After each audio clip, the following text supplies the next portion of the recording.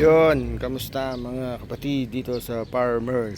Siyempre, matagal-tagal na rin ako hindi nag-upload sa ating channel dahil inaantay lang natin tagulan dito sa amin sa probinsya para makatanim ulit tayong mga panibago. Matagal din ako nabakante dahil meron tayong mga nangyaring hindi natin inaasahan, so natigil tayo. Yun, o sige, ano na tayo. Yun, may papakita lang ako sa inyo dito. Yan yung ilan kong tanim dito sa bakura namin. Yung iba gumulang na ito, napabayaan na rin yung okra. Tapos itong talong na inaraw-araw, yan o, bombahin. Pero at least gumulang na nga yung iba o. Yan. So sayang naman, hindi napipitas. Yan o, ang dami nilang bunga. Yan. Yan. Sayang naman oh. So ayan, may spray na lang tayo tapos mag-aabono tayo, pero hindi naman sila nagkukulang sa abono. Ito yung inaraw-araw natin, nasasaboyan ko sila ng mga minsan na Viking na urea, yung malaki saboy lang, so hindi naman masyadong alalay lang para hindi naman masyadong tumanda agad yung puno. So ito naman sa sili. So matagal na to, tag-init ko pa itong tinanim. So ngayon, ang laguna nila. Hindi ko alam kung may pinula ako na panigang o yung siling Taiwan na maanghang.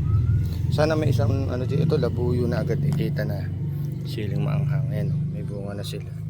So, saka ito din na lang ko hanggang doon. So ito lang siguro ang panigang. Sana magkaroon tayo na kahit isang panigang. Laguna oh. Ganda. Sobrang laki ng puno. Hindi ko maano yung gantong kataas. So yun. At yung may konti akong ampalaya, hindi ko na naasikaso. Hindi yung kahit balag. Pero mabunga siya. I-spray ulit natin mamaya. Sayang naman yung mga bunga. Yun. Yung mga bunga siya. Lalo doon. Gubat din eh. So yun mga kapatid, pinakita ko lang itong kontintan ko dito sa aming bakuran. At maganda naman, maganda yung pagkapuno. Lalo dito, yan, araw-araw din. Yung talong naman yun nung Fortuner na, Calixto naman yun. Ito yung ibang sili. So okay naman. Ganda ng buong kalas ng puno. Hindi siya masyadong sa abono, pero kita mo yung lusog ng pagkasili niya. Tipat ko nga ano yun lalagyan ng patibay kasi baka maghahangin tas ulan tumba to. So lalagyan natin yun ng patibay. Dito na lang tayo kukuha. Yun. So yun, update ko lang kayo mga kapatid dito sa Farmers. Ayan yung ampalaya ko, napapabayaan ko na. Ito yung makikita nyo dito. Ayan, may sira na agad. Yung iba yan, spray ko, sayang naman. So mag-umpisa ulit tayo, mag-aasikaso ulit tayo ng halaman sa ngayon.